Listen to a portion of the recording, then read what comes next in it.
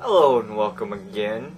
Welcome back to the series by Experts Productions. Games I've been playing this month, as in December 2012. Now, as you may have noticed, there is a slime on my head. If you don't know what a slime is, that is the creature from the Dragon Quest series, the awesomely popular Dragon Quest series that you need to check out if you do not know what this is. It's Slime Hat, actually. Yes, Slime Hat. Get one. They're online. They're awesome. For winter. Yes. Anyway, I'm not going to wear this whole video because that'd be entirely too distracting and be way too distracting. Anyways, so, this month, on games I've been playing this month, I will be showing you games that we played on Retro Troop, which isn't dead, by the way. Just haven't been putting out some videos lately, as I've been busy, as some people would notice.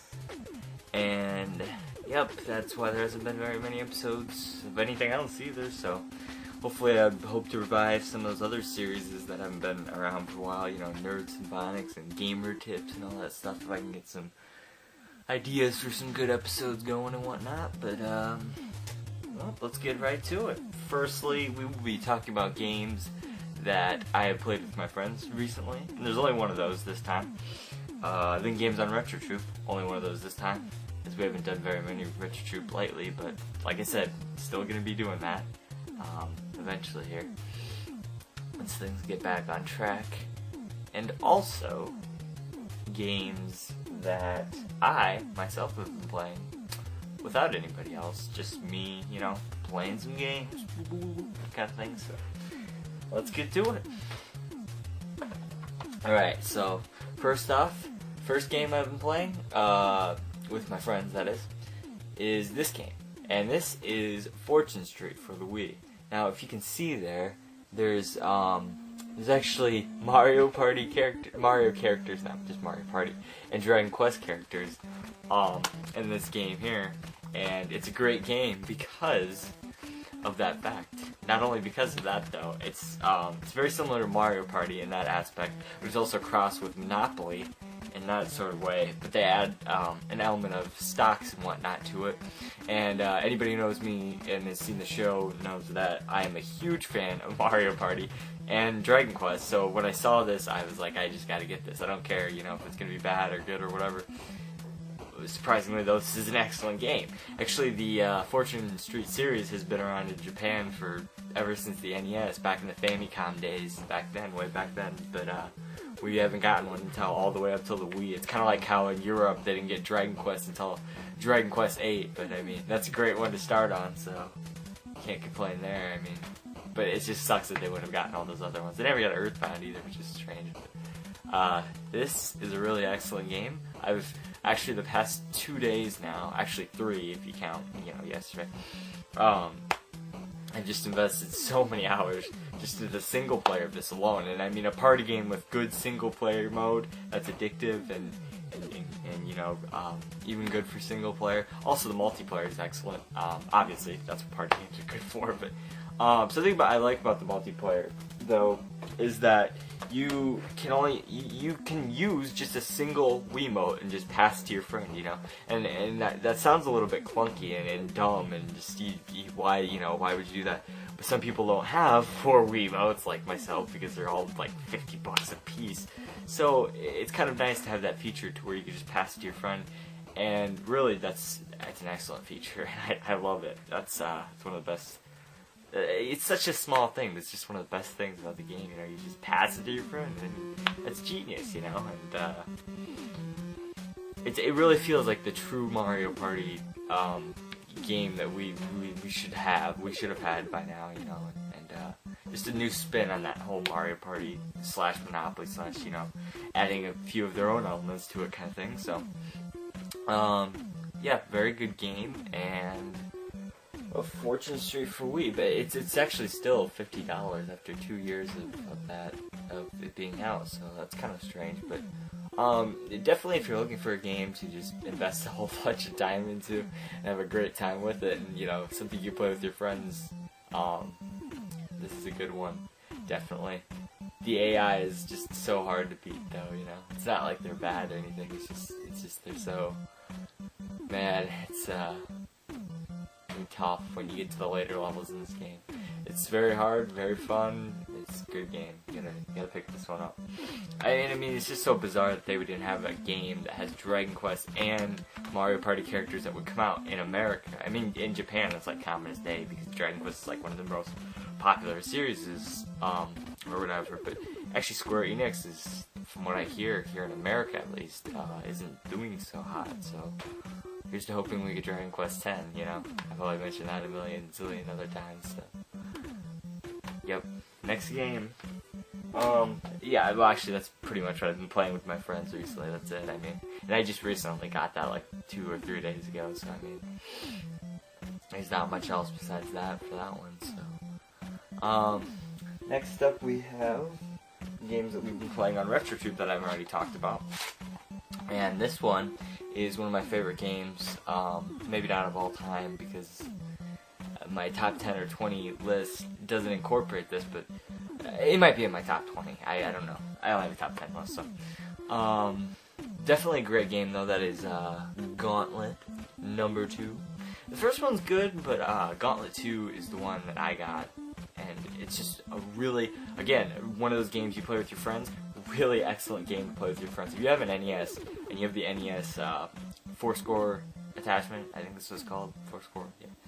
This is a game that you're going to want to sink a whole bunch of hours into because it is a hell of a lot of fun, and it's just such a great game. It's kind of a dungeon crawling kind of, almost Zelda top-down kind of perspective kind of thing, but with 4 players, and you go through different dungeons and in that fashion, and you just go around and basically, you know, you kill enemies, you collect gold, collect keys, and you get to the end of the level. It's kind of a simple premise, but it's one of those arcade kind of sort of games where you just, if you play it enough, you get really addicted to it. And me and my friends, whenever we're looking for a good time, and you know, we don't want to play like Mario Party or something like that, we pop this in because it's a good ass game. Just play 50 levels or something like that, you know, straight. Takes a few hours. I mean, it's great. It's awesome. And in total, there's like, I think like 250 or something like that levels in here, but from what I understand, they're all randomly generated, or randomly, you know, in the pattern that you would play them, sort of thing. So yeah, it's a really good game, and it's a lot of fun with 4 players. With 2 players, or you know, 1 player, it's kind of fun, but it's one of those games where if you have 4 players, that's the real charm of this game. I mean, we've even created memes while playing this game, you know, just for ourselves and amongst our friends, and it's just crazy, man. It's just crazy. It's a really fun game. So if you have an NES, you gotta check it out. It's great. It's one of my favorites on the system. And that's pretty much it for what we've been playing on RetroTube recently. It's just a quick announcement about that, though. I think in the future we'll probably be playing like. Don't hold me to this, I'm sure we will, but probably like Sonic Adventure and maybe like Resident Evil, more of the Resident Evil series and Super Smash Brothers series and other series like that, you know, and more Mega Man Legends, which probably hasn't been released at this point. It's not, so that'll be coming soon. I think I talked about that in the last one, did I? Mega Man Legends. You know what? Actually, I don't think I did. But I'm going to talk about it in this episode because I've been playing it recently, so we'll get to that eventually. You know, fuck it, I'm not supposed to do it right now. Mega Man 64, also known as Mega Man Legends for the PlayStation and whatnot. And this is a really excellent game. Actually, the first one I ever got for my N64, which, to tell you the truth, was the first system I ever bought with my own money. And then I bought this game with it. And it's a really great game. It's kind of that game, you know, like how they brought all the other series into the third dimension. That's this game, you know. This is Mega Man in 3D, you know. And usually those don't work out, or they work out all right. But this one is a hell of a lot of fun. And maybe it's just because, you know, I was a kid when I played it or whatever. The voice acting and all that and the acting is really cheesy and whatever, but even still, I think it's a really a lot of fun. I did. I talked about this in the last episode. You can create different weapons and whatnot in it, and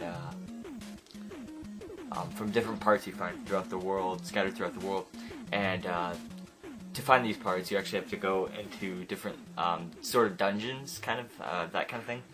And so it's kind of like a dungeon exploring, crawling game, also combined with like a Mega Man game, because there's lots of robots and pirates and stuff like that. The pirates pilot the mechs and whatnot. So the pirate villains in this game are really funny too. So they're some of my favorites. I actually have a poster, if you can see right behind me, right there, of Tron from this game, Tron Bond, which is cool, and I just got that recently too, but I think I'm going to make a video about that later, about all the posters that I've gotten recently, and just stuff I've gotten recently too. But yeah, I've been playing Mega Man 64 recently. It is definitely one of my favorite games of all time, one of the best games on the system. If you have an N64, you owe it to yourself to check this one out. And to tell you the truth, it's really cheap. I got my boxed copy about, I don't know, a year ago, sealed still for $25.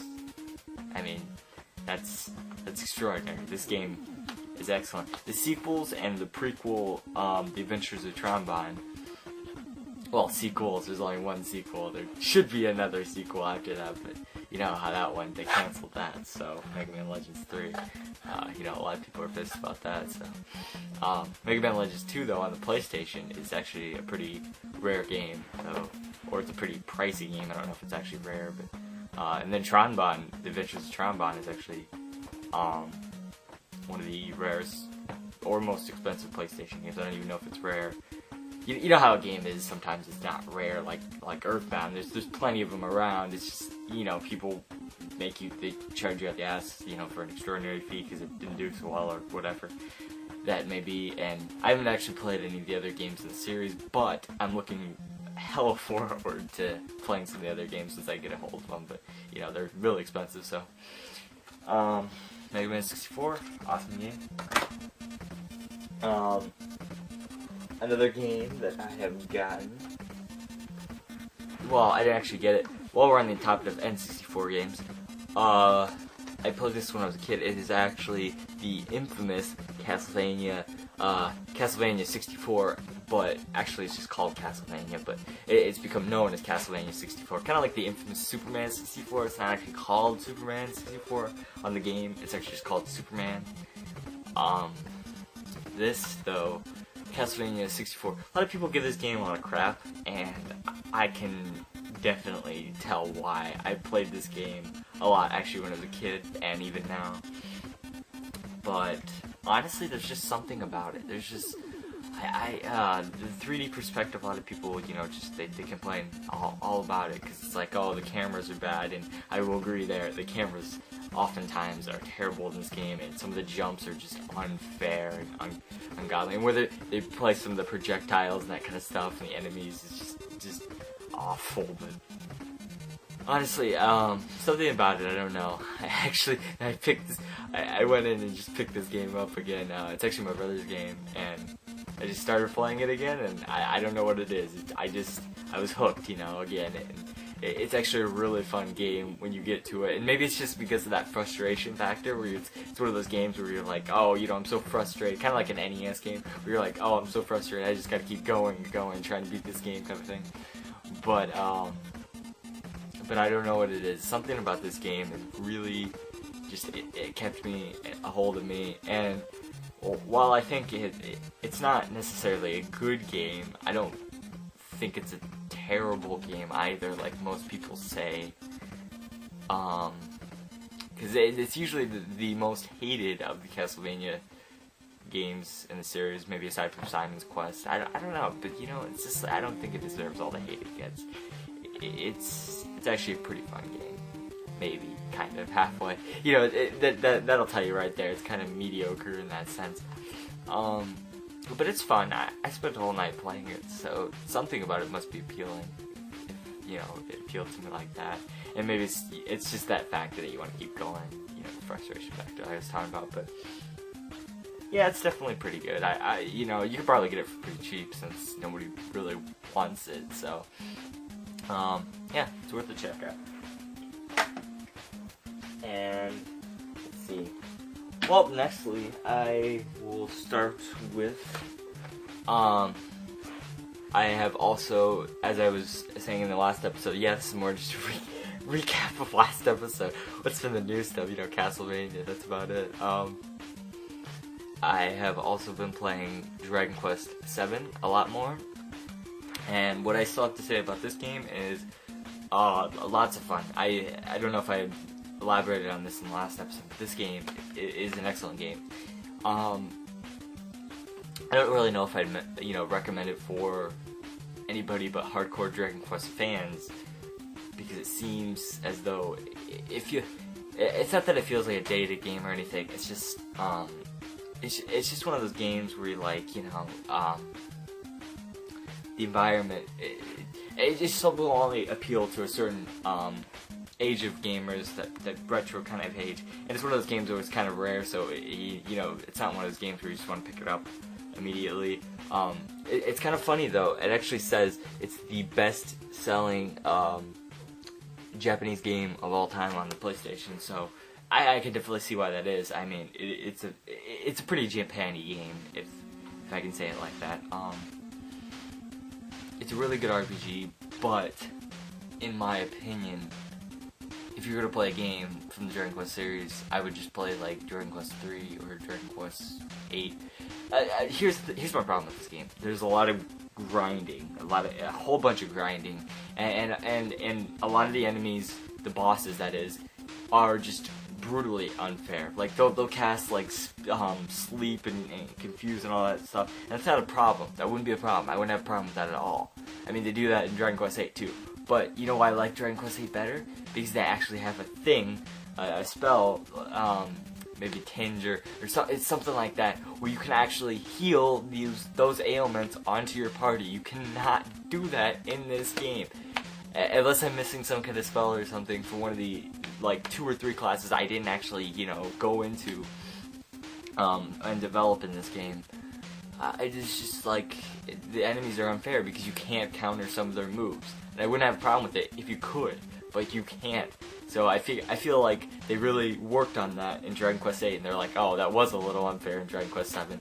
And to tell you the truth, I'm on the last boss. I'm on the final boss, but he's got 5 fucking forms. 5 forms. And it's not even a big deal. I could defeat all of those forms if it wasn't for cheap moves that I can't avoid and block. And it sounds like I'm ranting and raving in this game, but I seriously, I've invested over 100 hours, I bet it's 150 hours now into this RPG, because I had to grind so much, and I still have to grind more just so the spells don't really do much to me. Because when he puts me to sleep or he confuses me or whatever, and then my party takes major hits, and then it's I can't, I can't heal in time before he attacks me again, and then some of my party members go dead. That's not even a problem now. That's not even a problem now, because I have the better form of Vivify, the spell that brings you back, kind of like Zing in the other games, in the newer games.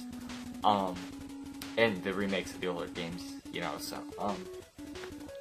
but, it's like the one where you bring it back with full health, that person.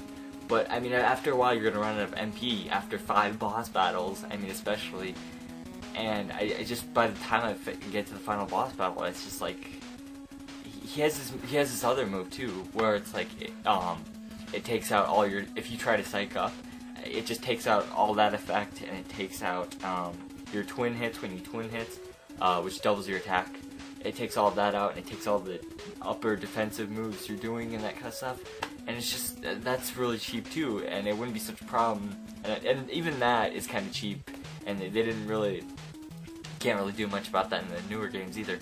But even that I don't really have a problem with. It's just that sleeping and that other stuff, because you can't heal that. You can't do anything about that. At least when he takes out my twin heals or twin hits and stuff like that, I can go back and say, okay, this guy go twin hit, this guy, you know, so you can up his attack again and whatnot, and it's just like, you can't do anything about the sleeping and confusing, so it really doesn't make the boss, you know, more challenging in the sense that it's fair challenge. It's unfair challenge. It's the kind of challenge where you're like, okay, well, I can't really do much about that, so there's no way I as a gamer can improve my skills to get past that kind of stuff, you know, so it's ridiculous. But it's a really good game. If I wasn't stuck on the final boss, you know, and I wouldn't be ranting and raving like this about it. But, you know, just being stuck on the final boss, after all the work I've gone through, it just aggravates the hell out of me that I am. But it is a really great game, and I would recommend it. So, and to round that out, the other game that I've been playing a little bit of, and not much, again, I didn't get really anywhere with it, is the Dragon Quest IX, Sentinels of the Starry Sky, that's one. Again, I haven't played very much of it more, but the mechanics in it seem really solid, and they seem like an improvement on basically everything that was in the DS remakes of those Dragon Quest games. I can't say it's better than Dragon Quest VIII yet in the mechanics, but it has a lot of the mechanics from Dragon Quest VIII as well, and hopefully this game did well enough to get us not Final Fantasy. Well, you know, maybe another Final Fantasy game too. I'm just not very into that series, but for those who are, hopefully we get one better than what 14 was, because I heard that was terrible, just a terrible online game. Hopefully you guys get a 15, and I'm hoping we get Dragon Quest X, because that seems like a lot of fun. But I'm going to catch up on this later once I finish Dragon Quest 7, which if I ever do, because that final boss, you know, so that kind of thing. Yeah, so expecting more on this in the future, hopefully, I guess, so, yep. Alright, and to end it off, there's one more thing I wanted to talk about, and that is, last time I did mention that I have gotten something new, and last time I mentioned it after my Virtual Boy section, and so yeah, I'm gonna make a video on that coming soon, and you could expect that, and maybe I'll add, you know, some of the new posters and figures that I got in that video, and yeah, so expect that one soon, and hopefully I can get back to making some nerd symphonics and that kind of stuff, and get around to that, and, you know, so, yep. I will see you guys later. Merry Christmas, Happy New Year's, you know, I'll be way past that by the time this is, like, posted or whatever, but it is the first now, so technically I can, you know, I can say that. Happy 2013, and hopefully you guys have a good year. I will see you later.